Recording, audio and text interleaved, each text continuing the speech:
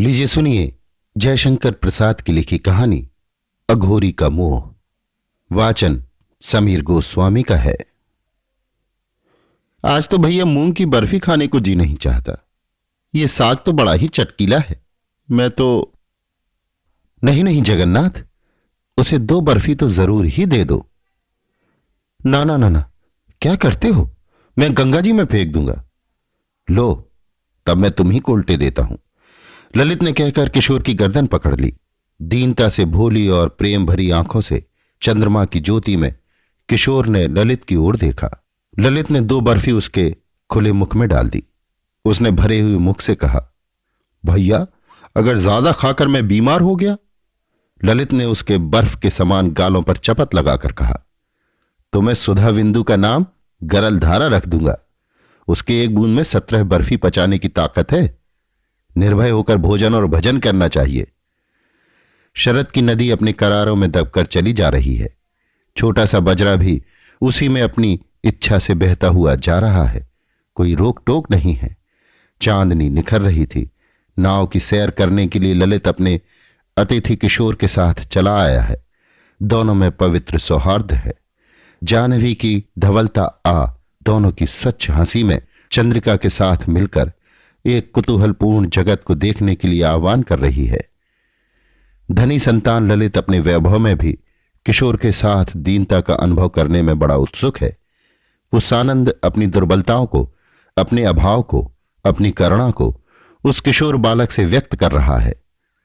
इसमें उसे सुख भी है, क्योंकि वो एक ना समझने वाले हिरन के समान बड़ी बड़ी भोली आंखों से देखते हुए केवल सुन लेने वाले व्यक्ति से अपनी समस्त कथा कहकर अपना बोझ हल्का कर लेता है, और उसका दुख कोई समझने वाला व्यक्ति न सुन सका, जिससे उसे लज्जित होना पड़ता।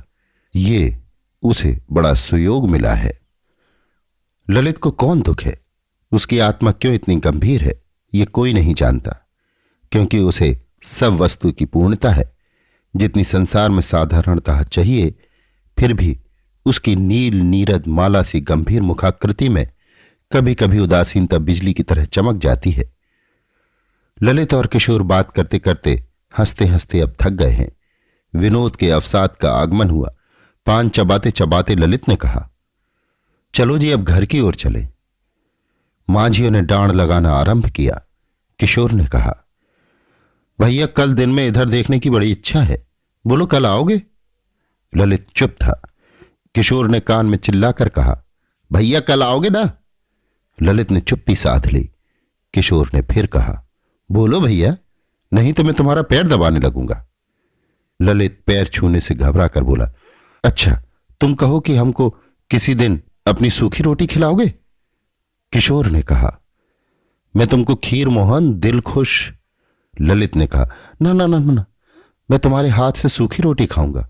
बोलो स्वीकार है? नहीं तो मैं कल नहीं आऊंगा। किशोर ने धीरे से स्वीकार कर लिया। ललित ने चंद्रमा की ओर देखकर आंख बंद कर लिया। बरौनियों की जाली से इंदु की किरणें घुसकर फिर कोर में से मोती बन बनकर निकल भागने लगी। ये कैसी लीला थी! 25 वर्ष बाद कोई उसे अघोरी कहते हैं, कोई योगी। मुर्दा खाते हुए किसी ने नहीं देखा है, किंतु खोपड़ियों से खेलते हुए, उसके जोड़ की लिपियों को पढ़ते हुए, फिर हंसते हुए कई व्यक्तियों ने देखा है। गांव की स्त्रियां जब नहाने आती हैं, तब कुछ रोटी, दूध, बचा हुआ चावल लेती आती हैं। पंचवटी के बीच में झोपड़ी में रख जाती हैं। कोई उससे यह भी नहीं पूछता कि वो खाता है या नहीं। किसी स्त्री के पूछने पर, बाबा आज कुछ खाओगे? अघोरी बालकों की सी सफेद आंखों से देखकर बोल उठता, मां।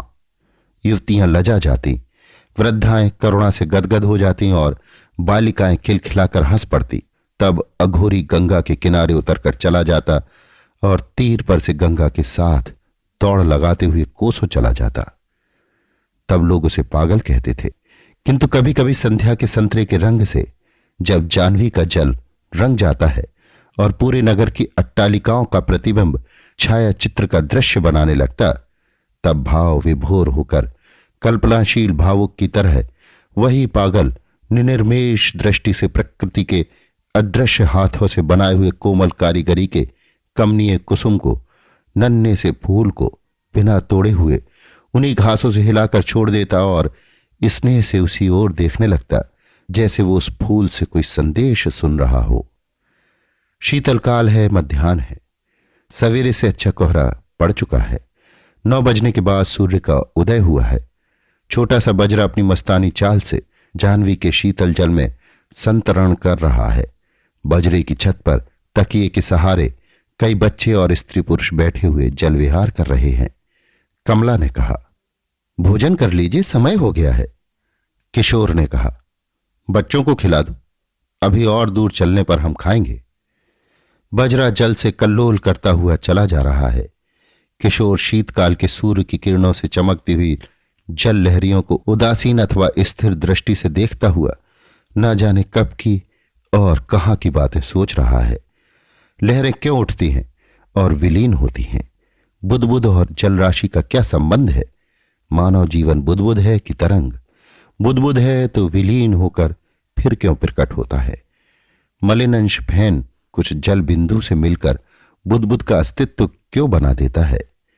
क्या वासना और शरीर का भी यही संबंध है? वासना की शक्ति कहां कहां किस रूप में अपनी इच्छा चरितार्थ करती हुई जीवन को अमृत गरल का संगम बनाती हुई अनंत काल तक दौड़ लगाएगी। कभी अवसान होगा, कभी अनंत जल राशि में विलीन होकर वो अपनी अखंड समाधि लेगी।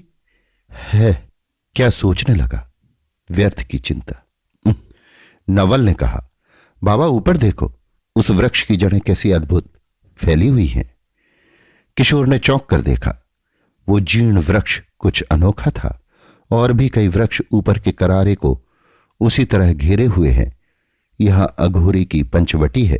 किशोर ने कहा, नाव रोक दे, हम यहीं ऊपर चलकर ठहरेंगे, वहीं जलपान करेंगे। थोड़ी देर में बच्चों के साथ किशोर और कमला उतरकर पंचवटी के करारे पर चढ़ने लगे। सब लोग खा पी चुके, अब विश्राम करके नाव की ओर पलटने की तैयारी है। मलिन अंग किंतु पवित्रता की चमक मुख पर रुक्षकेश कौपिनधारी एक व्यक्ति आकर उन लोगों के सामने खड़ा हो गया। मुझे कुछ खाने को दो। दूर खड़ा हुआ गांव का एक बालक उसे मांगते देखकर चकित हो गया। वो बोला, बाबूजी, ये पंचवटी के अघोरी हैं। किशोर ने एक बार फिर उसकी ओर देखा, फिर कमला से कहा, कुछ बचा हो तो इसे दे दो। कमला ने देखा तो कुछ पराठे बचे थे, उसने निकाल कर दे दिया। किशोर ने पूछा, और कुछ नहीं है? उसने कहा, नहीं।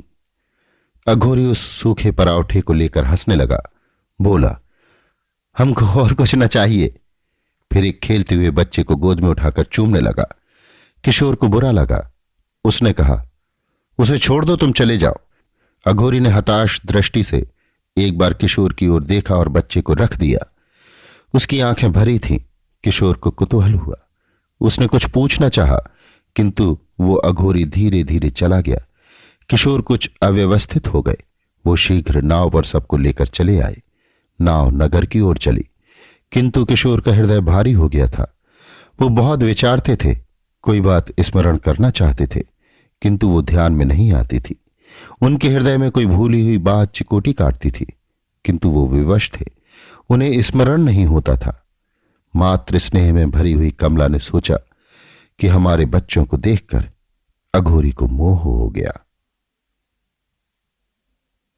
अभी आप सुन रहे थे जयशंकर प्रसाद की लिखी कहानी अघोरी का मोह। वाचन समीर गोस्वामी का था।